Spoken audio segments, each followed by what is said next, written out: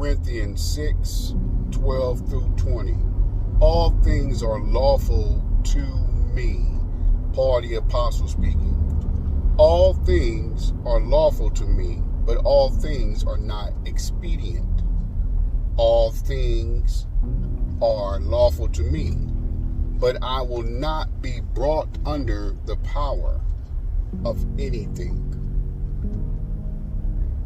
The fallen human state that we all inherited from our fallen parents, that's Adam and Eve. This fallen human condition is very susceptible to being a slave. Many people flinch, and I know black people, we flinch at the word slave and, somehow think that is our history when it's not. You might want to really dig up the history of blacks and Africans from emperors in Rome to the great empires in West Africa.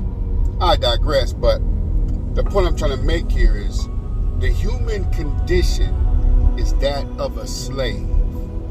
When man fell, when Adam and Eve failed, they fell from being rulers over creation to being slaves to creation. And one of the primary masters that stepped forward was no other than sin. Sin is the real ruler over mankind. The principle of sin made mankind subservient to the principle. And all Satan and his hordes of demons had to do was manipulate this condition. Nevertheless, the real ruler, which is an intangible and a intangible force, rather, is sin. Sin is the real ruler of mankind. Satan does interdict and he does usurp this condition, but it is ultimately the condition of sin. So this is why Paul says in 1 Corinthians, why Paul makes that statement in 1 Corinthians 6.